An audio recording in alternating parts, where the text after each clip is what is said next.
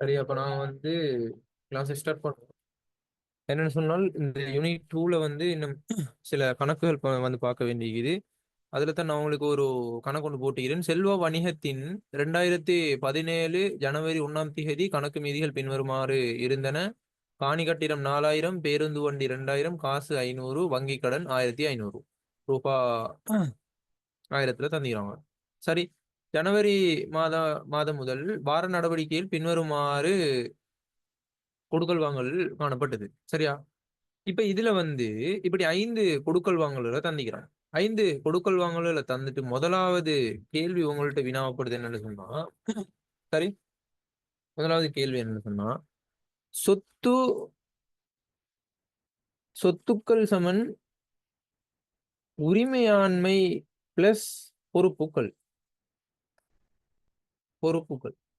சரி, இந்த சமன்பாட்டுல என்ன செய்யலாம்? பெருமானங்களுடன் மேற்குறிப்பிட்ட கொடுக்கல் வாங்கல்கள் இந்த 5 கொடுக்கல் வாங்கல்களையும் என்ன செய்யலாம்? பதிவு செய்யலாம்.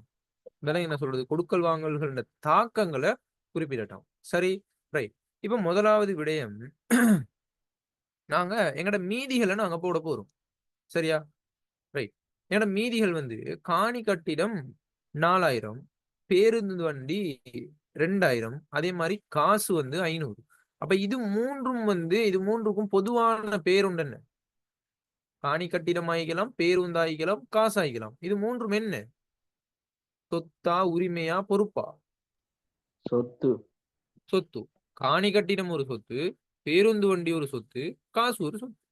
விலைங்கண்ணா, அப்ப மூன்றையும் கூட்டினா எங்கட சொத்துக்களோட பெருமதி எவ்வளோ? எவ்வளோ? 500. 6500. சரியா? அப்ப இத வந்து நாங்க சொத்து, ஏன்னா இந்த சமன்பாட்டுல தான் நீ கேட்டீங்கன்னா, இப்ப நாங்க விரிவான சமன்பாட்டுல கேட்டா அந்த சமன்பாட்டுல கொடுக்கணும். எந்த சமன்பாட்டுல கேட்கிறானோ அந்த சமன்பாட்டுல தான் நாங்க முன்வைக்க போறோம். சரியா? அப்ப இத வந்து இந்த சொத்துக்களை வந்து பிரிச்சு தந்திக்கிறான். இப்படி காணி கட்டிடம், பேருந்து வண்டி, காசு அப்படின்னு சொல்லி பிரிச்சு தந்திக்கிறான். அப்ப நாங்க எல்லாத்தையும் நாங்க இந்த சமன்பாட்டுல தானே கேட்டி நம்ம சொத்துக்கள் பொதுவா 6500 போடுறோம். 6500 போடுறோம். சரி, இப்ப உரிமையில எதுவும் நீக்குதா? உரிமை எவ்வளவு? உரிமை எவ்வளவு? 6500.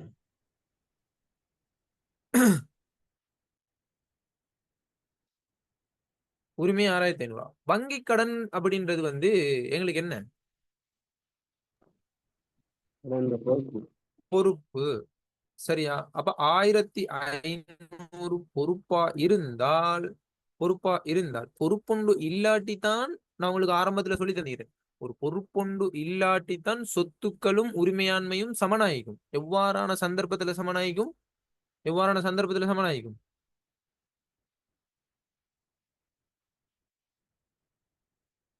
பொறுப்புண்டு இல்லாட்டி. சரியா? அப்ப இங்கனைக்கு பொறுப்பு காணப்படுது தானே. 1500 வங்கி கடன் அப்படின்ற ஒரு பொறுப்புண்டு 1500 காணப்படுது.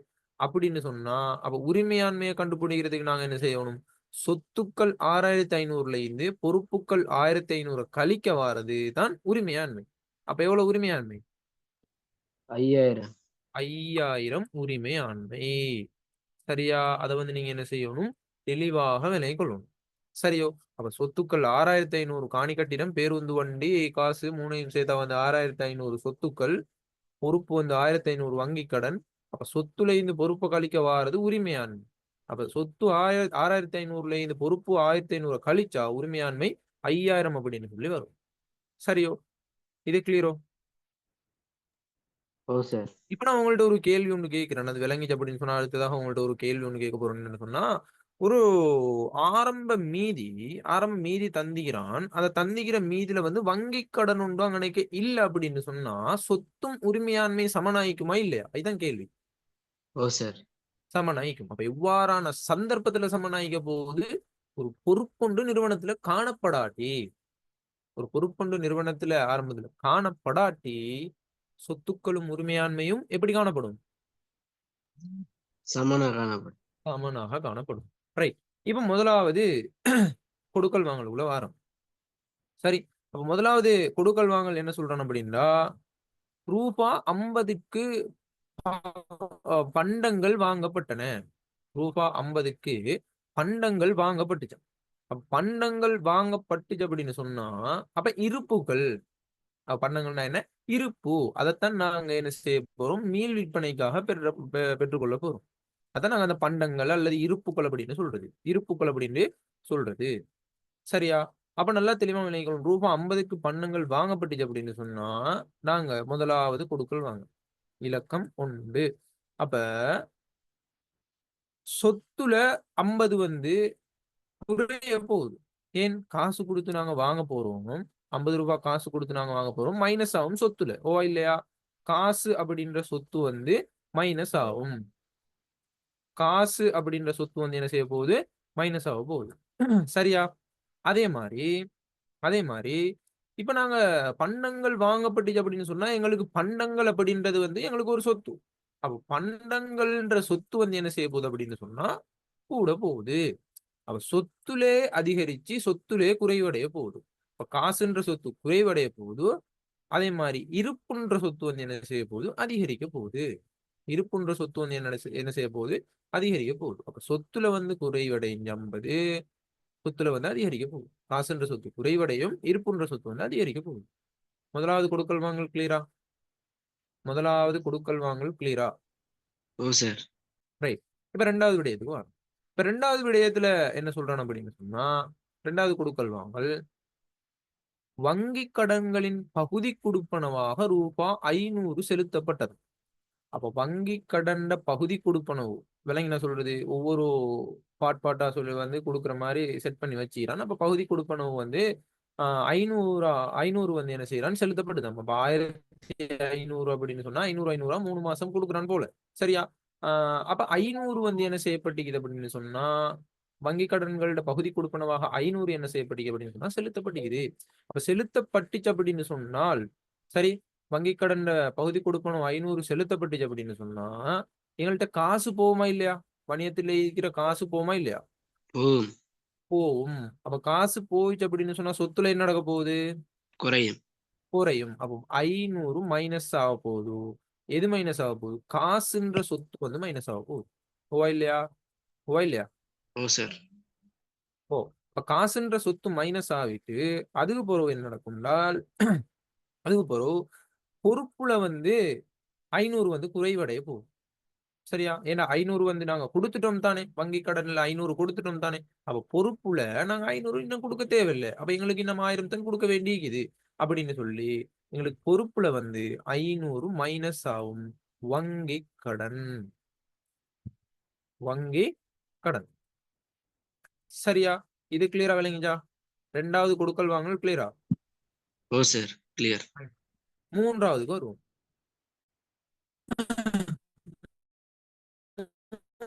3வது பாருங்க.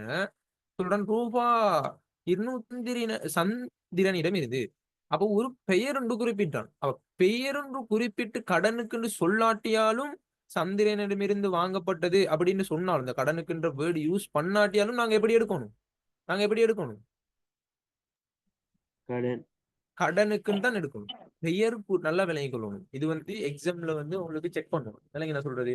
இது இந்த மெயினான பாயிண்ட் என்னது? கடன் அப்படின்ற வேர்டு வந்து பயன்படுத்தப்படாம ஒரு பெயர் குறிப்பிடப்பட்டுச்சு அப்படின்னு சொன்னால் நாங்க கடனுக்குன்னு தான் எடுக்கணும். கடனுக்குன்னு டிரெக்டா எங்கனை பயன்படுத்துகிறான். ஆனால் சந்திரனிடமிருந்து வாங்கப்பட்டது அப்படின்னு சொன்னாலும் நாங்க எப்படி எடுக்கணும்? கடனுக்குன்னு அப்படின்னு சொல்லிதான் எடுக்கணும். ஒரு பெயர் குறிப்பிடப்பட்டுச்சு அப்படின்னு சொன்னா அது வந்து கடனுக்கு. பெயர் குறிப்பிடப்படாம விலைங்க என்ன சொல்றது? பெயர் குறிப்பிடப்படாம கடனுக்குண்டும் சொல்லாம காசுக்குண்டும் சொல்லாம சும்மா பண்டங்கள் வாங்கப்பட்டது அப்படின்னு சொன்னா நாங்க காசுக்குன்னு தான் எடுக்கணும். உங்களுக்கு விளங்கிட்ட சொல்றது? ஓ சார். ஓ. அப்ப கடனுக்குன்னு எடுக்கிற இது சந்தர்ப்பம் என்ன? கடனுக்குன்னு டிரெக்டா சொல்லுவான் அல்லது பெயர் குறிப்பிடுவான். விளங்கிச்சா? கிளியரா? ஓ சார். கிளியர். காசுக்கு அப்படின்னு சொல்லி நாங்க எடுக்க போறோம்டா ஒன்றுமே காசுக்குன்னு சொல்ல மாட்டான். டிரெக்டா வந்து பண்டங்கள் வாங்கப்பட்டனா அல்லது காசுக்குன்னு சொல்லி டிரெக்டா சொல்லுவான். அப்படியான சந்தர்ப்பத்துல நாங்க காசுக்குன்னு எடுக்கணும். கடனுக்குன்னு டிரெக்டா இங்க சொல்லாட்டியும் பெயர் குறிப்பிடப்பட்டாலும் நாங்க கடனுக்குன்னு தான் எடுக்கணும். கிளியரா விளங்கிட்டு அந்த விஷயத்தை புடிச்சிட்டீங்களா? ஓ சார். ரைட். இது வந்து மூன்றாவது விடயம். சரியா? என்ன சொல்றான்? 250 ரூபாய் 250 பெறுமதியான பண்டங்கள் வந்து சந்தரினமிருந்து கடனுக்கு வாங்கப்பட்டுச்சாம். அப்ப கடனுக்கு வாங்கப்பட்டுச்சு அப்படின்னு சொன்னா அந்த சொத்துல என்ன செய்ய போகுது? அதிகரிக்க போகுது. எப்படியான சொத்து அதிகரிக்க போகுது? பண்டங்கள் அப்படின்றது ஒரு நிறுவனத்துக்கு இருப்பு. அப்ப இருப்புன்ற சொத்து வந்து என்ன நடக்கும்? அதிகரிக்கும். இருப்புன்ற சொத்து அதிகரிக்கும். இப்ப கடனுக்கு வாங்கினா அதை திருப்பி செலுத்தணுமா இல்லையா? திருப்பி செலுத்தணுமா இல்லையா? ஓ அப்ப சார், பொறுப்பு ஒன்று அதிகரிக்கும். பொறுப்புல என்ன நடக்க போகுது? பிளஸ் ஆக போகுது 250. 250. சரியா? ரைட். அப்ப சந்திரனுக்கு வந்து சந்திரன் கடன் கொடுக்கணும் அப்படின்னு சொன்னா சரி. கடன் கொள்வனவு. ரைட். நான்காவது கொடுக்கல் வாங்கல். நான்காவது கொடுக்கல் வாங்கல் இங்க சொல்லிக்கிறேன் என்னன்னு சொன்னா ரூபாய் 25 பெறுமதியான பண்டங்கள் அதன் வகை வேறுபாடு காரணமாக திருப்பி அனுப்பப்பட்டுச்சாம். அப்ப என்ன நடக்குது? வெளித்திரும்பல் ஒன்று நடந்துக்குது. சரியா? அப்ப வெளித்திரும்பல் ஒன்று நடந்துக்குது அப்படின்னு சொன்னா அதை நாங்க எப்படி கணக்கீட்டு சமன்பாட்டுல பதிய போறோம்னா இப்ப என்ன காரணத்தால இப்ப உதாரணமா அதுண்ட ஒரு ஒவ்வொரு வகைக்கும் என்ன சொல்றது ஒரு நட்டு அப்படின்னு எடுத்துக்கொண்டா அந்த நட்டுல வந்து இந்த சைஸைக்கும் ஒவ்வொரு மாடலிக்கும் ஒவ்வொரு கம்பெனியோட நட்டு வகைகளிக்கும் ஆணி வகைகளிக்கும் இதுல வகை மாறினத்தால அதுல கம்பெனியோட வகை மாறினத்தால வந்து என்ன செய்யறான் 25 பெறுமதியான 250 பண்டங்கள் சந்திரமே கொள்வனவு செஞ்சு அந்த 25 பெறுமதியான பண்டங்கள் அதன் வகை வேறுபாடு காரணமாக திருப்பி அனுப்பப்பட்டுச்சான். அப்ப திருப்பி அனுப்பப்பட்டுச்சு அப்படின்னு சொன்னால் சரி திருப்பி அனுப்பப்பட்டுச்சு அப்படின்னு சொன்னா 25 பெறுமதியான பண்டங்கள் அதன் வகை வேறுபாடு காரணமாக திருப்பி அனுப்பப்பட்டுச்சு அப்படின்னு சொன்னா அது என்ன நடக்கும்? 25 பெறுமதியான இருப்புக்கள் வந்து என்ன செய்ய போகுது? சொத்துல வந்து குறைவடைய போகுது. ஓ இல்லையா? ஓ இல்லையா? ஓ சரியா? அப்ப அதே மாதிரி இப்ப எங்களுக்கு வந்து நாங்க கொடுக்க வேண்டிய காசு இப்ப 250 பெறுமதியான பொருட்களை நாங்க கொள்வனவு செஞ்சு 25 பெறுமதியான பொருட்களை நாங்க திருப்பி அனுப்பிட்டோம். அதோட வகை சரியில்லை அல்லது வகை வேறுபட்டுச்சு அப்படின்னு சொல்லி திருப்பி அனுப்பிட்டோம்னு சொன்னா அந்த 25 பெறுமதியான காசை கொடுக்க வேண்டிக்குமா? கொடுக்கணுமா? இல்ல. இல்ல. அப்ப 250ல எவ்வளவு கொடுக்கணும்? 225 தான் கொடுக்க வேண்டியது. ஏன்னா 25 நாங்க திருப்பி அனுப்பிட்டோமே பொருளை. அப்ப 25 அப்படின்றது வந்து பொறுப்புல இருந்து மைனஸ் ஆக போகுது. பொறுப்புல இருந்து மைனஸ் ஆக போகுது. அதை வந்து நீங்க என்ன செய்யணும்? தெளிவாக விளங்கிக் கொள்ளணும். சரி, இது வெளித்திரும்பல் ஒன்று நடந்தது. அதே மாதிரி அடுத்தது 5வது விடயம். அதை 5வது கொஞ்சம் சொல்லுங்க. திருப்பி கொஞ்சம் சொல்லு, வெளி திரும்ப. இப்ப வெளித்திரும்பல்டா நல்லா விளங்கிக் கொள்ளணும். இப்ப நீங்க ஒரு வணிகத்தை நடத்திட்டு இருக்கிறீங்கன்னு வச்சுக்கொள்ளுங்களேன். இப்ப நீங்க வணிகத்தொண்ட நடாத்தி வச்சுட்டு இருக்கிறீங்க. அப்ப அதுல வந்து நீங்க வந்து என்ன செய்றீங்க? உடுப்பு வியாபாரம் பண்றீங்க. சரியா? உடுப்பு வியாபாரம் பண்ணிட்டு இருக்கிற டைம்ல நீங்க உடுப்பை வியாபாரம் பண்றதுக்கு ஒரு டீலர்கிட்ட இருந்து உடுப்பை லொட்டா எடுக்கிறீங்க. சரியா? நிறைய உடுப்புகளை வந்து என்ன செய்றீங்க? உங்களோட உங்களோட உங்களோட கடைக்கு வந்து எடுக்கிறீங்க. எடுக்கிற சந்தர்ப்பத்துல நீங்க சொன்ன உடுப்பு வந்து இப்ப எவ்வளவு ஒரு 2 லட்சம் பெறுமதியான உடுப்பை வந்து இப்ப வாங்குறீங்க இந்த மாசம். அப்ப 2 லட்சம் பெறுமதியான உடுப்பை வாங்குற டைம்ல ஒரு 20,000 பெறுமதியான உடுப்பு வந்து நீங்க சொன்ன உடுப்பு வரையில. நீங்க சொன்ன உடுப்பு நீங்க சொன்ன மாடல் வந்து வரல அப்படின்னு சொன்னா அந்த 20,000 பெறுமதியான உடுப்பை நீங்க திருப்பி அந்த டீலர்ட்ட அனுப்புவீங்களா இல்லையா? அனுப்புவீங்களா இல்லையா? ஓ சார். ஓ அதைத்தான் நாங்க வெளித்திரும்பல் அப்படின்னு சொல்லுவோம். விலைங்க உங்களுக்கு சொல்றது. ஓ சார். ஓ சார். ஓ அப்படி வெளித்திரும்புற டைம்ல நீங்க இதை கடனுக்கு வாங்கி கொண்டீங்க அப்படின்னு சொல்லுங்களேன். இப்ப 2 லட்சம் பெறுமதியான உடுப்பை வந்து கடனுக்கு கொள்வனவு செய்றீங்க. அப்ப கடனுக்கு கொள்வனவு செய்யற டைம்ல நீங்க 2 லட்சம் பெறுமதியான காசை கொடுக்கணுமா இல்லையா? கொடுக்கணுமா இல்லையா? ஓ. ஓ அப்ப நீங்க 20,000 பெறுமதியான உடுப்பை திருப்பி அனுப்பிட்டீங்கன்னு சொன்னா நீங்க அந்த 2 லட்சத்துல 20,000 கழிச்சு 1,80,000 தானே கொடுக்க வேண்டி வருமோ இல்லையா? ஓ சார். ஓ அதுதான் நீங்க விஷயம். அப்ப நாம என்ன செய்வோம்? இந்த பொறுப்புல இருந்து அந்த கடன்ல இருந்து கடன் கொள்வனவுல இருந்து மைனஸ் பண்ணுவோம். கடன் கொள்வனவுல இருந்து 25 மைனஸ் பண்ணுவோம். அதுதானே அவன் சொல்லுகிறான் 25 பெறுமதியான பண்டங்களை வந்து அதன் வகை வேறுபாடு காரணமாக திருப்பி அனுப்பப்பட்டீங்க. கிளியரா விளங்கிட்டா சொல்லு. விளங்கிட்டா இல்லையா? விளங்கிடு சார். இருப்பும் வெளியே போகுது. நிறுவனத்துல இந்த இருப்பும் வெளியே போகுது. கடன் கொடுத்தவருக்கு நம்ம 25 பெறுமதியான காசை கொடுக்க வேண்டிய அவசியம் இல்லை. ஏன்னா திருப்பி நாங்க சாமானா அனுப்பிட்டோம் அவனுக்கு. கிளியரா விளங்கிட்டா? ஓ சார், கிளியர் ஆனீங்க. ரைட். அடுத்தது 5வது குடுக்கல் வாங்கல். 5வது குடுக்கல் வாங்கல் என்ன சொல்றேன் அப்படின்னு சொன்னா, செல்வா தனது சொந்த தேவைக்கென ரூபாய் 50 பற்றினார். அப்ப 50 எடுத்தார்ன்னு சொன்னாலும் சொந்த தேவைக்காக எடுத்துக்கிறாரு, சொந்த தேவைக்காக செலவழிச்சுக்கிறாரு, சொந்த வாடகை இந்த வாடகையை செலுத்துகிறாரு, அவங்களோட சொந்த தேவைக்காக ஒரு செலவு ஒன்று செஞ்சாங்க அப்படின்னு சொன்னா அதுக்கு பெயர் தான் நாங்க என்னன்னு சொல்லுவோம்? அதுக்கு பெயர் தான் நாங்க என்ன சொல்லுவோம்? பற்று. விளைஞ்ச சொல்றது பற்று அப்படின்னு சொல்லுவோம். அப்ப நிறுவனம் வேற, உரிமையாளர் வேற. உரிமையாளர் வேற. விளங்கினா சொல்றது. அப்ப ரெண்டையும் ஒண்டா பார்க்கப்படாது. இப்போ ஒரு கணக்கு செய்யற டைம்ல நிறுவனத்துல இருந்து அவர்கிட்ட தானே நிறுவனம் அப்ப நாங்க அதுல வந்து எடுக்கலும் தானே, அப்படி இல்ல. நிறுவனத்துல இருந்து ஒரு உரிமையாளர் காசை எடுத்தார் அப்படின்னு சொன்னா அதை நாங்க பற்று அப்படின்னு சொல்லுவோம். நிறுவனம் வேற, உரிமையாளர் வேற. நிறுவனத்துக்கு கணக்கு பார்க்குற டைம்ல உரிமையாளர் ஒரு ஒரு காசை எடுத்தாரோ இல்லாட்டி அவருடைய வீட்டு செலவுக்காக காசு எடுக்கிறாரு, அவருடைய வாடகையை கட்டுறதுக்காக காசு எடுக்கிறாரு அப்படின்னு சொன்னா அதை நாங்க என்ன செய்ய போறோம் அப்படின்னு சொன்னா பற்று அப்படின்னு சொல்றோம். அவர் சொந்த தேவைக்காக ஒரு விடயத்தை செஞ்சார் அப்படின்னு சொன்னா, வணிகத்துல இருந்து ஒரு செலவுண்ட செஞ்சார் அப்படின்னு சொன்னா பொருளையோ அல்லது காசையோ, விளைஞ்ச சொல்றது எதை வேணாலும் மீக்கலாம். சரி, இப்ப உதாரணமா ஒரு நிறுவனம் உண்டு இருக்குது. இப்ப உடுப்பு கடை நீங்க வச்சுக்கொள்வோமே. உங்களோட உதாரணத்தின் படி, இப்ப நான் மேல சொன்ன உதாரணத்தின் படி ஒரு உடுப்பு கடை உண்டு இருக்குது. இப்போ பெருநா வருது. பெருநாளைக்காக வந்து அவரு பெருநாளை கொண்டாடுறதுக்காக என்ன செய்யறாரு? அவரோட தேவைக்காக அவர் உடுப்பு எடுக்கிறாரு அவருக்காக. அதை நாங்க என்ன செய்வோம்? பற்று அப்படின்னு சொல்லுவோம். என்னன்னு சொல்லுவோம்? பற்று. பற்று அப்படின்னு சொல்லுவோம். சரியா? இதை வந்து நாங்க என்ன செய்ய போறோம் அப்படின்னா உரிமையில இருந்து கழிப்போம். சரியா? அப்ப பற்றொன்று நடைபெற்றுச்சு அப்படின்னு சொன்னா, சரி, பற்றொன்று நடைபெற்றுச்சு அப்படின்னு சொன்னா என்ன நடக்கும்? காசுல 50,000 50 ரூபாய் வந்து குறையும். காசுல காசு தானே எடுக்கிறாரு அவரு, எடுக்கிறாரு. அப்ப உரிமையாண்மையும் குறைவடைய போகுது. எவ்வளவால? 50. 50 ஆளு. சரியா? 50 வந்து பற்றுன்னு கொடுக்கும். இது கிளியரா விளங்கிச்சா? ஓ சார். ரைட். இப்ப எங்களுக்கு வந்து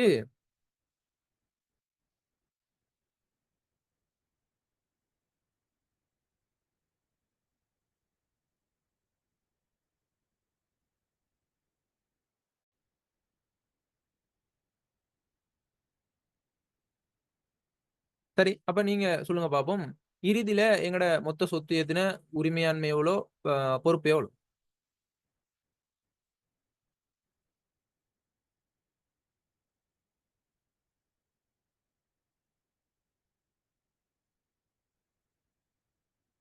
குயிக்கா சொல்லுங்க. சொத்துக்கள் எவ்வளோ, பொறுப்புகள் எவ்வளோ, உரிமையாண்மை எவ்வளோ?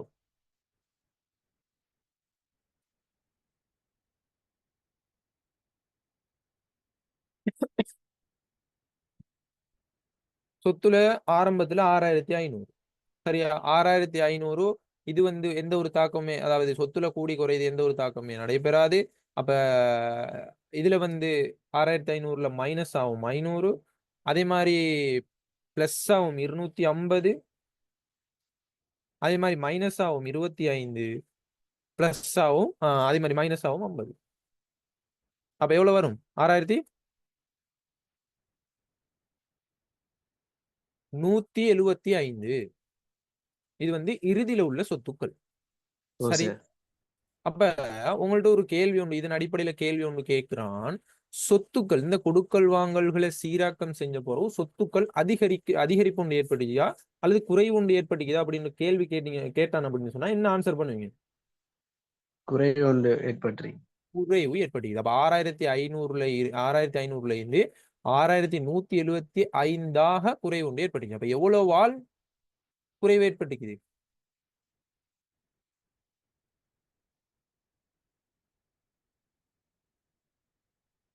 325.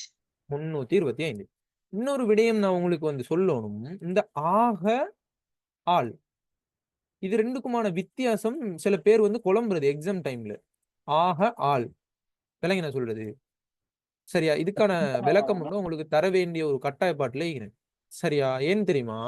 நிறைய பேர் வந்து இந்த விடயத்தை வச்சு வந்து இந்த விடயத்தை வச்சு வந்து எக்ஸாமினர் அந்த மெயினா நோட் பண்ண பாப்பான், பிள்ளைகளை குழப்ப பாப்பான். மத்த விஷயம் என்னன்னு சொன்னா பிள்ளைகளும் குழம்ப பாக்குறது. அவன் குழப்பறான் அப்படின்னு சொல்லி போட்டு நம்ம குழம்பு இல்லாது தானே. சரியா? அப்ப ஆக அப்படின்னு சொன்னா இப்ப 6,000 இதுல நம்ம உதாரணத்தின் படியே பார்ப்போம். 6500 6175 சரியா? 175. இப்ப ஆக அப்படின்னு சொன்ன 6500ல இருந்து 6175 ஆகன்னு சொல்லுவோமா ஆள்னு சொல்லுவோமா? 175 ஆளா அல்லது 175 ஆக மாறிக்குதா? ஆல்.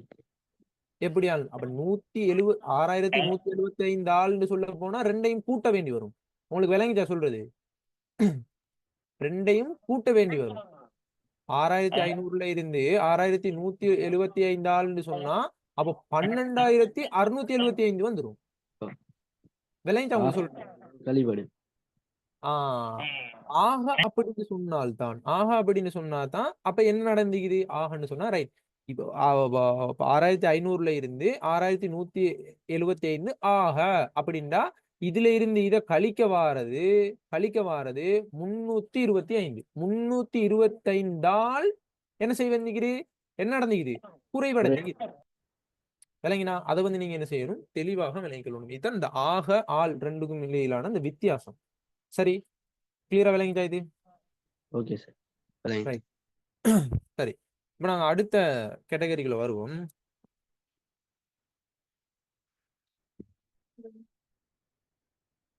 சரி, அடுத்த கொடுக்கல் அடுத்த கணக்குண்டு கொஞ்சம் இருங்க.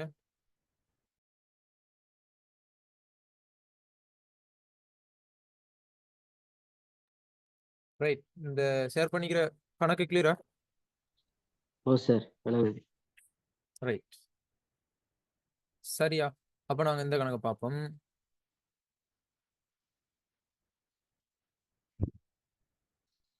சரி, அப்ப கொடுக்கல் வாங்கலோட விபரம் ரூபாய் 1000 தந்திக்கிறான். அதே மாதிரி கேள்வி கேட்கிறான் என்னன்னு சொன்னால் சொத்துக்கள் சமன். சரி,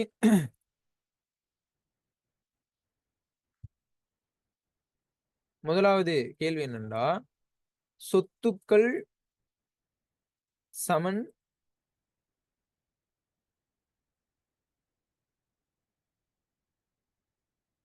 உரிமை பிளஸ் வருமானம் மைனஸ் செலவு பிளஸ் பொறுப்பு.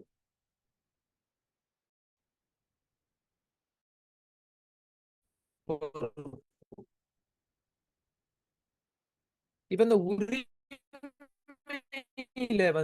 இந்த வருமானத்துல இருந்து இல்லையா? ஓ சார்.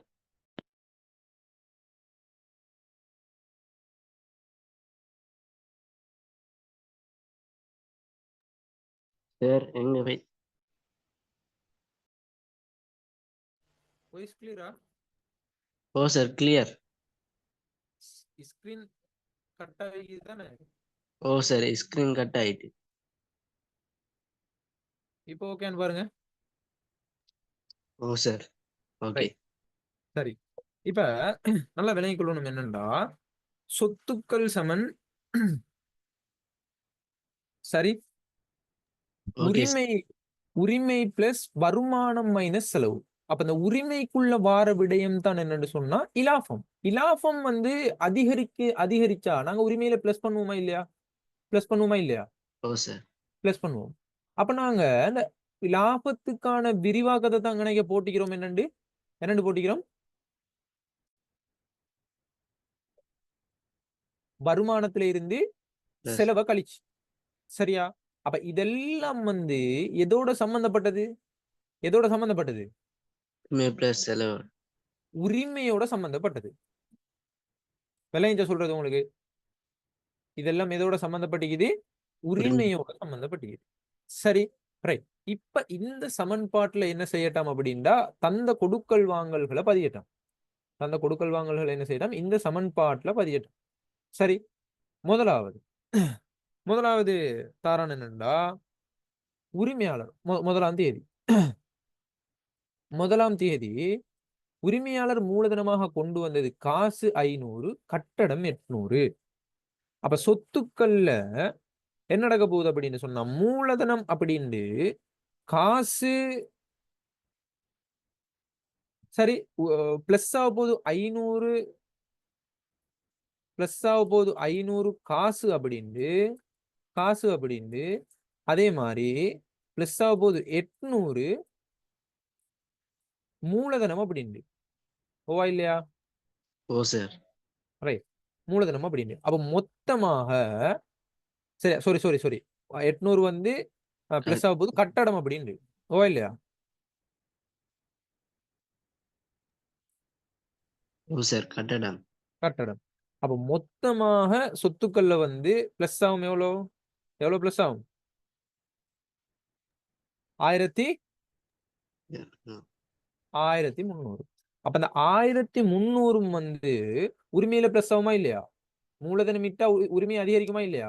ஓ, அதிகரிக்கும். அதிகரிக்கும். அப்ப பிளஸ் 1300 மூலதனம். 1300 வந்து உரிமையில பிளஸ் ஆகும் மூலதனம் அப்படின்னு. சரியா? இப்ப ஒன்னாம் தேதி நடந்த கொடுக்கல் வாங்கல் ஓகேயா? Okay sir. ரைட். இப்ப அடுத்ததாக ரெண்டாவது விடயத்துக்குள்ள வரும். இப்ப ரெண்டாவது வந்து என்ன சொல்றேன் அப்படின்னு சொன்னா, காசுக்கு பொருள் கொள்வனவு 225. காசுக்கு தான் கொள்வனவு செய்யறான். அப்ப காசுக்கு கொள்வனவு செஞ்சா டைரக்டா உங்களுக்கு தெரியும் சொத்துல என்ன நடக்க போகுது? குறைவடையும். 225 குறைவடைய போகுது. எப்படி? காசாக குறைவடையும். அதே மாதிரி அடுத்த தாக்கம் என்ன? உரிமை. உரிமையா அதே சொத்துல வந்து அதிகரிக்குமா? இருப்பு தானே அதிகரிக்க போகுது. பாருங்க, காசு பொருள் கொள்வனவு. அப்ப பொருள் அப்படின்னு சொன்னா, பண்டம் அப்படின்னு சொன்னா எங்களுக்கு ஒரு இருப்பு. அதை மீள் விற்பனைக்காகத்தான் எடுக்க போறோம். பொருளோ அல்லது பண்டமோ அப்படின்னு சொல்லி தந்தான் அப்படின்னு சொன்னா நாங்க எப்படி எடுப்போம்? அதுதான் அதாவது ஒரு நிறுவனத்தில் இருக்கிற இருப்பு. விளைஞ்சா சொல்றது அதைத்தான் நாங்க என்ன செய்ய போறோம்? மீள் விற்பனைக்காக எடுக்க போறோம். அதுதான் நிறுவனத்துல அந்த வியாபார நடவடிக்கைக்காக, விற்பனை நடவடிக்கைக்காக பயன்படுத்துற அந்த ஒரு பொருள், அந்த இருப்பு. விளைஞ்சா சொல்றது. அப்ப இருப்புண்டாலோ பண்டம்டாலோ அது வந்து என்ன? எங்களுக்கு ஒரு பொருள்னாலோ அது வந்து எங்களுக்கு என்ன? ஒரு இருப்பு தான். அப்ப இருப்புல வந்து என்ன நடக்கும் அப்படின்னு சொன்னா பிளஸ் ஆகும் 225. சொத்துல பிளஸ் ஆகும் 225 இருப்புண்டு சொல்லி கிளியரா விளங்கிச்சா இது? ஓ சார், விளங்கிட்டு. ரைட். இப்ப அடுத்த கொடுக்கல் வாங்கலுக்கு வரும். அடுத்தது மூணாம் தேதி என்ன நடக்குது அப்படின்னு சொன்னா, மூணாம் தேதி ரூபாய் 100 கிரயமான அல்லது பெறுமதியான, இந்த கோடு வந்து அல்லது அப்படின்ற ஒரு கருத்தை தரும். சரியா? ரூபாய் 100 கிரயமான அல்லது பெறுமதியான பொருட்கள் வந்து என்ன செய்யப்பட்டது அப்படின்னா 150க்கு காசுக்கு விற்பனை செய்யப்பட்டதுதான். அப்ப காசுக்கு 100 பெறுமதியான பொருட்கள் வந்து 150க்கு காசுக்கு விற்பனை செய்யப்பட்டுச்சு அப்படின்னா காசு எங்கட நிறுவனத்துக்கு வருமா இல்லையா? வரும். வரும். இப்ப 150 பெறுமதியான காசு, சரியா? 150 காசு வந்து என்ன நடக்க போகுது? நிறுவனத்துக்குள்ள வரப்போகுது. அப்ப பிளஸ் ஆகும் சொத்துல பிளஸ் ஆகும். சரியா?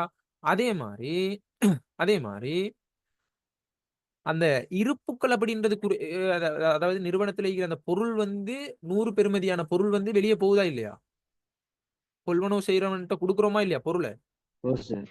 அப்ப இருப்பு அப்படின்றது வந்து 100 வந்து என்ன செய்யுது அப்படின்னா இங்க நினைக்க குறைவடையுது.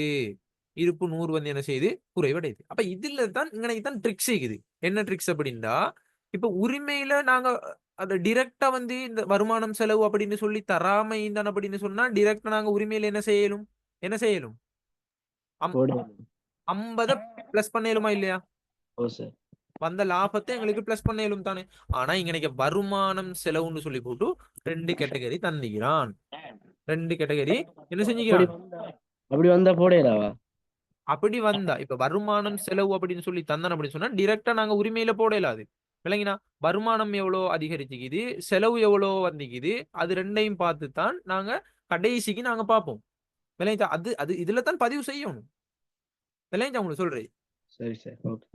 அப்ப விற்பனை வருமானம் வந்து எவ்வளோ ஏற்பட்டுக்குது? விற்பனை வருமானம். சார் விலங்குது இல்ல பேசுறது. விற்பனை வருமானம் எவ்வளவு ஏற்படுகிறது?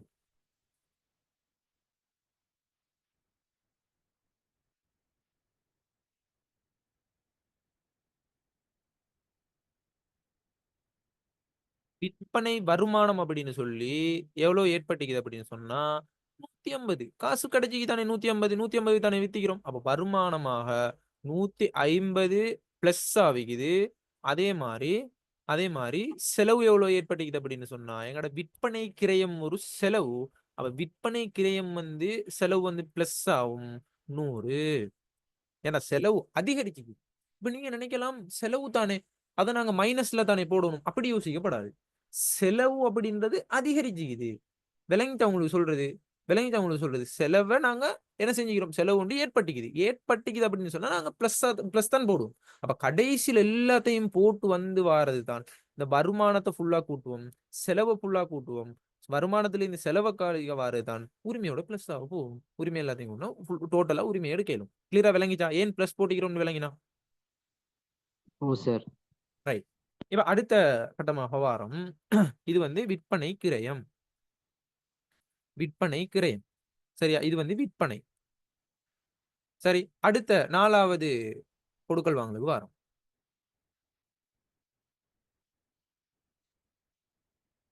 4வது கொடுக்கல் வாங்கலுக்கு வாரம்.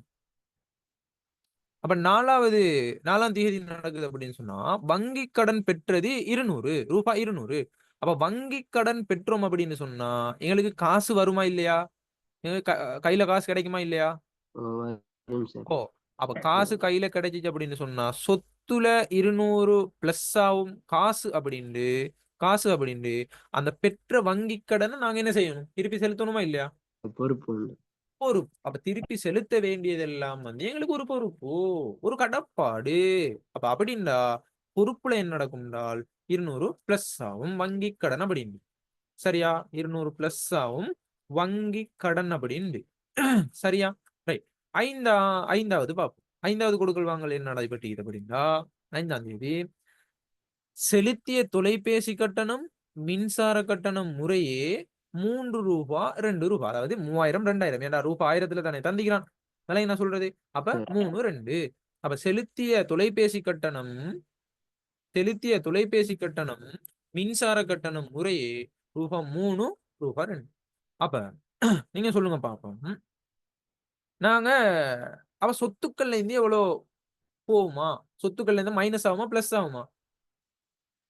மைனஸா? மைனஸ் ஆகும். ஏன்னா காசை கொடுக்க போறோம், தொலைபேசி கட்டணத்தை கொடுக்க போறோம். விளையாட்ட சொல்றது மின்சார கட்டணத்தை கொடுக்க போறோம். இப்ப தொலைபேசி கட்டணத்துக்கும் மின்சார கட்டணத்துக்கும் ரெண்டுக்குமே சேர்த்து 5000 5 ரூபாய் 5 ரூபாய் கொடுக்க போறோம். விளையாட்ட சொல்றது 5000 கொடுக்க போறோம். அப்ப 5000 கொடுக்க போறோம் அப்படின்னு சொன்னா காசுல 5000 வந்து என்ன செய்ய போகுது அப்படின்னு சொன்னா மைனஸ் ஆக போகுது. விளையாட்ட சொல்றது அப்ப மைனஸ் ஆக போகுது. அப்ப காசுல 5000 மைனஸ் ஆகுது அப்படின்னு சொன்னா எங்களோட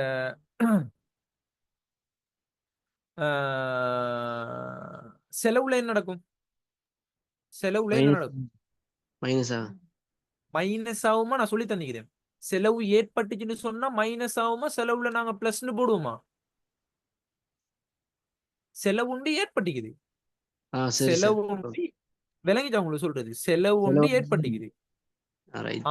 அப்ப செலவுல பிளஸ் ஆகும் எவ்வளோ? 5. 5.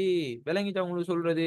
அப்ப மின்சாரம் தொலைபேசி தொலைபேசி இதான் ஏன் பிளஸ் போடுறோம் அப்படின்றத தெளிவா விளங்கிக் கொள்ளணும். சார் ஏன் இத பிளஸ் போடுறோம் தனித்தனியா போட இருந்தானே. எப்படி? ஓ, அதுல தனித்தனியாவும் போடலாம். ஓ, 3 தனித்தனியாவும் போடலாம். எப்படி? மைனஸ் 2ன்னு போட்டு அதுல வந்து தொலைபேசி கட்டணம் போடலாம். சரியா, மைனஸ் 3 போட்டு மின்சார கட்டணம் அப்படின்னு போடலாம். அது இஷ்யூ ஒன்று இல்ல. விளையாட்ட சொல்றது. Okay sir. ரைட். இப்ப இப்ப 5வது கொடுக்கல் வாங்கல் விளங்கிட்டா? ஏன் நல்லா விளங்கிக்கொள்ளணும், ஏன் செலவுல பிளஸ் போடுறோம் அப்படின்றது விளங்கினா? ஓ சார். Right, very good. அடுத்ததாக 6வது கொடுக்கல் வாங்கல் வரும். 6வது கொடுக்கல் வாங்கல் என்ன சொல்றான்? செலுத்திய சம்பளம் 10. அப்ப செலுத்திய சம்பளம் 10 அப்படின்னு சொன்னா மைனஸ் ஆக போகுது 10 சொத்துக்கள்ல காசு அப்படின்றது காசு அப்படின்றது மைனஸ் ஆக போகுது, நிறுவனத்தை விட்டு போகுது. அதே மாதிரி எங்கட செலவுகள்ல என்ன நடக்கும்?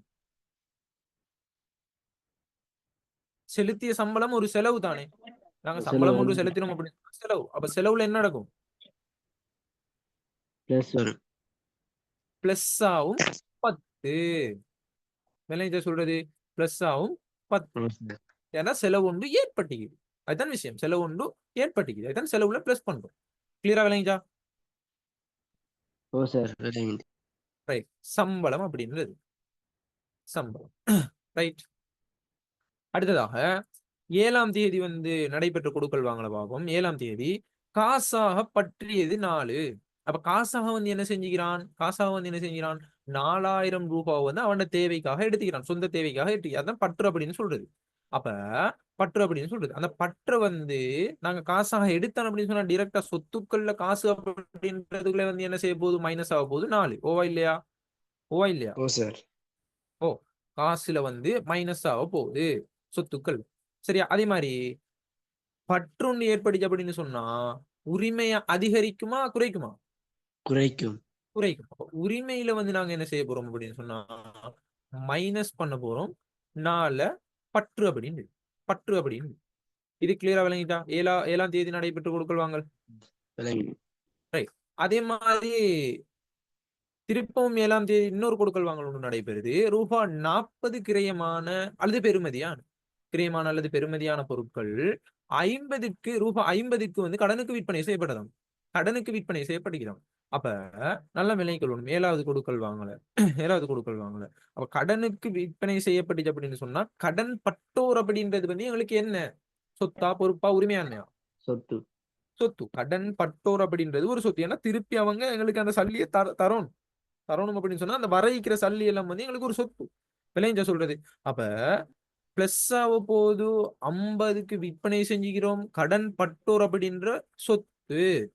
அதே மாதிரி மைனஸ் ஆக போது 40 பிரியமான பொருட்கள். இருப்பு வந்து மைனஸ் ஆகும். விளைஞ்ச சொல்றது. அப்ப மைனஸ் ஆவிச்சு அப்படின்னு சொன்னா எங்களுக்கு வருமானம் எவ்வளோ? வருமானம் எவ்வளோ? எவ்வளவால பிளஸ் ஆகும்? 10ஆல. 10ஆலயா 50ஆலயா? விற்பனை அப்படின்றது 50. விற்பனை கிரயம் அப்படின்றது வந்து என்ன? சார் அது கொஞ்சம் விளங்கல சார். இல்ல, கடன் பட்டோருக்கு ஒரு ஒரு நாங்க வந்து கடனுக்கு விற்பனை ஒண்ணு செஞ்சுக்கிறோம். அப்ப விற்பனை வருமானம் எவ்வளோ எங்களுக்கு? 50. வருமானம் வேற, இலாபம் வேற. இப்ப உதாரணமா நீங்க ஒரு கடை ஒன்று நடாத்துறீங்க. கடை ஒன்று நடாத்துறீங்க. ஒரு சேட்டை நீங்க கொள்வனவு செஞ்சுக்கிறீங்க.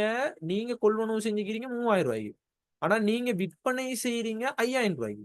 சரியா? இதுல வந்து உங்களுக்கு லாபம் எவ்வளவு ஆயிக்கும்? 2000. 2000. இப்ப இதுல 3 கேட்டகரி இருக்குது.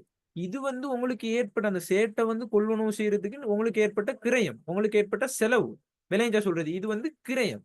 விளங்கினா அந்த கிரயத்தின் ஊடாக எல்லாத்தையும் சேர்த்து கிரயத்தையும் சேர்த்து உங்களோட லாபத்தையும் சேர்த்து கிடைக்கிறது தான் என்ன? வருமானம்.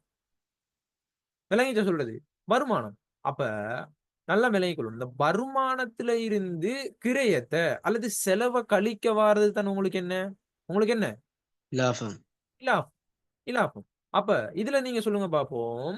40 பெறுமதியான பொருளை 50க்கு நீங்க விற்பனை செஞ்சீங்க அப்படின்னு சொன்னா கடனுக்கு விற்பனை செஞ்சீங்க அப்படின்னு சொன்னா உங்களுக்கு வருமானம் எவ்வளவு ஆயிக்கும்?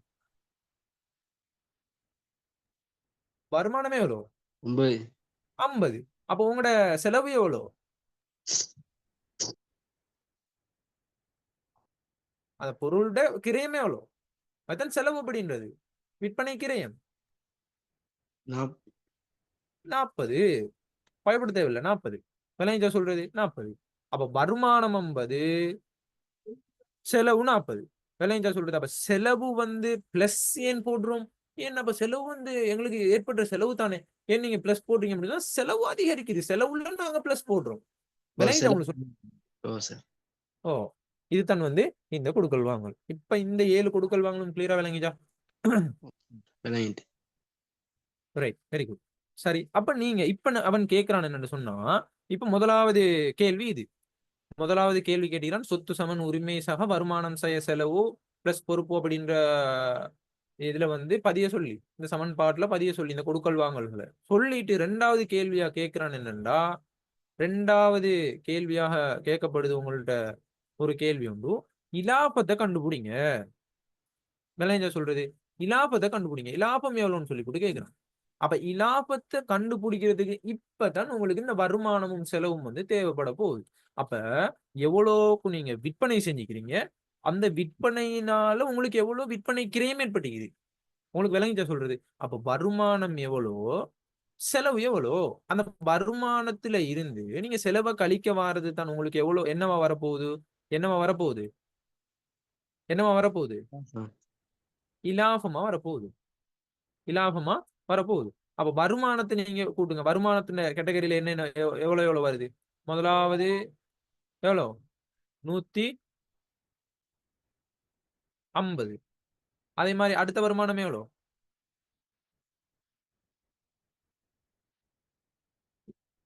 50. 50. அப்ப எவ்வளவு வரும் 150 50 200. 200 மொத்த வருமானம். மொத்த வருமானம் எவ்வளோ 200. அப்ப நீங்க செலவெல்லாம் பாருங்க. செலவு எவ்வளவு ஏற்பட்டுக்குது 100.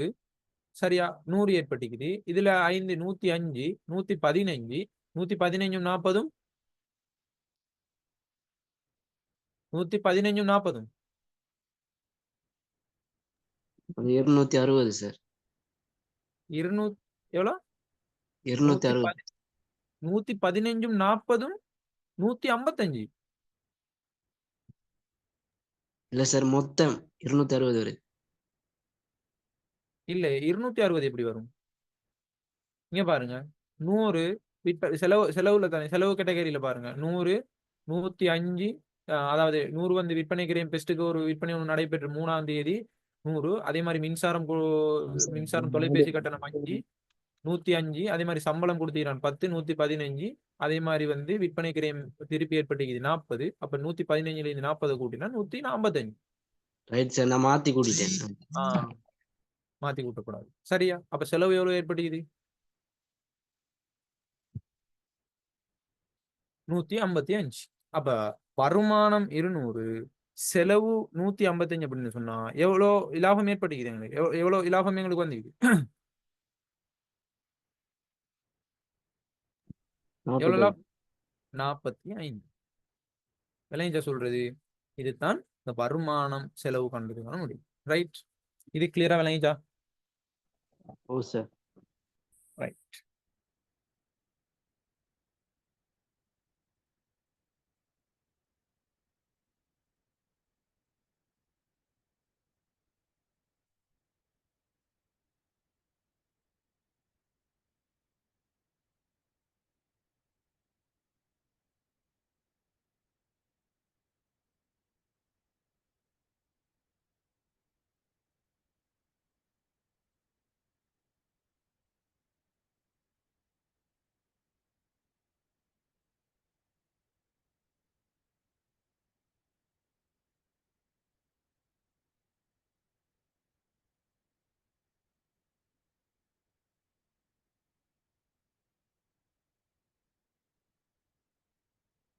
ரைட்.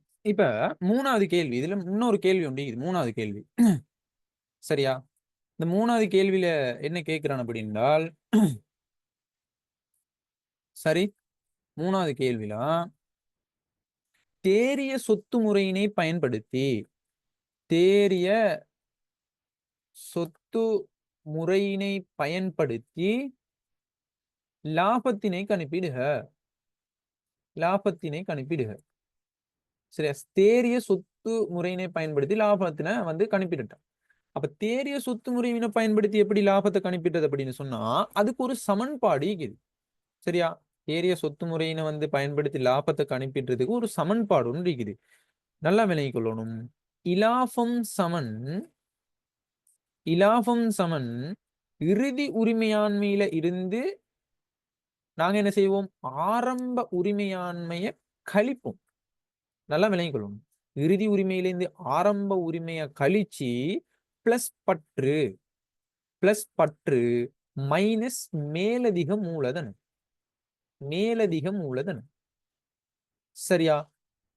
இந்த சமன்பாடு தான் என்ன சொன்னா தேறிய சொத்து முறையினை பயன்படுத்தி லாபத்தை கணிப்பிடுற சமன்பாடு. விளைஞ்ச சொல்றது லாபம் சமன் இறுதி உரிமையில இருந்து நாங்க என்ன செய்வோம் ஆரம்ப உரிமையை கழிப்போம்.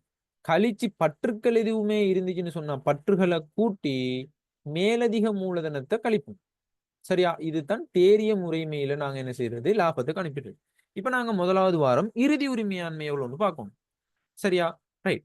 எங்களுக்கு வந்து தெரிஞ்ச விஷயத்த முதலாவது போடுமே. ஆரம்ப உரிமை எவ்வளவு? ஆரம்ப உரிமை எவ்வளவு? சொல்லுங்க பாப்போம். ஆரம்ப உரிமை எவ்வளவு பாருங்க. 800ம் 500ம் எவ்வளவு? 300. 1300 வந்து எங்கட ஆரம்ப உரிமை. அப்ப நாங்க இறுதி உரிமையில இருந்து 1300 கழிக்க போறோம். அப்ப இறுதி உரிமை எவ்வளவுன்னு தெரியாது தானே? ரைட். எங்களுக்கு வந்து பற்று எவ்வளவு வந்திக்குது? எவ்வளவு பற்றிக்கிறான் நிறுவனத்துல இந்த சொந்த தேவைக்காக எவ்வளவு எடுத்துக்கிறான்? 4. 4. இதெல்லாம் சொல்றது இங்க பாருங்க. காசாக பற்றியது 4. அப்ப 4 வந்து நாங்க என்ன செய்வோம்? பற்றுக்களை நாங்க என்ன செய்வோம்? கூட்டுவோம். கழிப்போம். சரியா? 4 வந்து கூட்டுவோம். மேலதிக மூலதனம் எதுவுமே ஈக்குதா? இதுல மேலதிக மூலதனம் எதுவும் ஈக்குதா? மேலதிகமா மூலதனம் இட்டிக்கிறானா? இல்ல. விலைனா மூலதனமாக கொண்டு வந்தது ஆரம்பத்துல கொண்டு வந்தது தானே இது. மேலதிக மூலதனம் எதுவுமே இதுல இல்ல. அப்ப மேலதிக மூலதனம் வந்து 0. சரியா? 0. இப்ப நாங்க கண்டுபிடிக்க வேண்டியது என்னன்னு சொன்னா இறுதி உரிமையாண்மை எவ்வளவுன்றது. அப்ப இறுதி உரிமையாண்மையை கண்டுபிடிக்கிறதுக்கு நாங்க வந்து என்ன செய்யணும்? சரி, இறுதி உரிமையாண்மையை கண்டுபிடிக்கிறதுக்கு இந்த உரிமையில இருக்குது தானே? ரைட். சமன் இந்த உரிமையில எவ்வளவு வைக்குது? ஆரம்பத்துல 1300. இந்த 1300ல இருந்து மைனஸ் பண்ணணும். எவ்வளவு மைனஸ் பண்ணணும்? 4. 4. அப்ப 4 மைனஸ் பண்ணினா எவ்வளவு வரும்? 296. 296. அதே மாதிரி இந்த உரிமையோட நாங்க வருமானத்தை கூட்டி செலவை கழிச்சோமா இல்லையா? செலவை கழிச்சு லாபத்தை கண்டுபிடிச்சோமா இல்லையா? இல்லையா? ஓ சார். அந்த உரிமையோட நாங்க என்ன செய்யணும்? உரிமையோட லாபத்தை கூட்டி வர தானே. அதாவது உரிமையோ லாபம் அப்படின்றது உரிமையோட பிளஸ் ஆக போகுது. அப்ப 1296ஓட எது பிளஸ் ஆகும்? 45. 45 பிளஸ் ஆகும். அப்ப எவ்வளவு வரும்? 1296ல 45 பிளஸ் ஆகும்னா 1341. 1341. சரியா? 1341. இந்த 1341க்கு பெயர் தான் என்று சொன்னா இறுதி உரிமையாண்மை. இறுதி உரிமையாண்மை. அப்ப இறுதி உரிமையாண்மையை நாங்க நினைக்க போடுறோம். எத்தனை? 1341. சரியா? அப்ப நீங்க சொல்லுங்க பாப்போம். 1341ல இருந்து மைனஸ் பண்ணணும் 1300. 300 மைனஸ் பண்ணினா எத்தனை?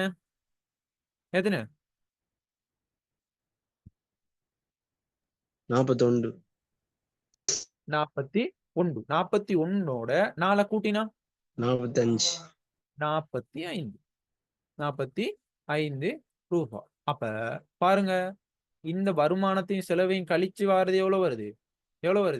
45. அதே மாதிரி தேறிய சொத்து முறையை பயன்படுத்தி லாபத்தை கணிப்பிட்டாலும் எவ்வளவு வருது? 45. சரியா?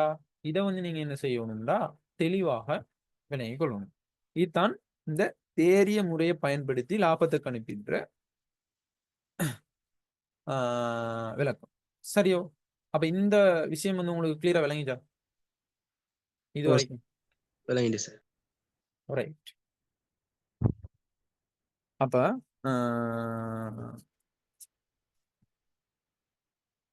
அடுத்ததாக நாங்க வந்து இப்போதைக்கு கிளாஸை முடிச்சு கொள்வோம். அடுத்த கிளாஸ்ல நாங்க வந்து ஒரு தேரி ஒன்று இருக்குது, அதை முடிச்சுட்டு இன்னும் வந்து ஒரு 3-4 கணக்கு இருக்குது. அதோட நாங்க இந்த யூனிட்டை வந்து முடிக்க பார்ப்போம். சரியா? இன்னும் ஒரு 3-4 கணக்கு இருக்குது. சரியா? கணக்கோட நாங்க இந்த யூனிட்டை வந்து முடிப்போம். சரியோ? Okay sir. ரைட். இப்ப கிளாஸை முடிச்சு கொள்வோம். அடுத்த கிளாஸ். அஸ்ஸலாமு அலைக்கும்.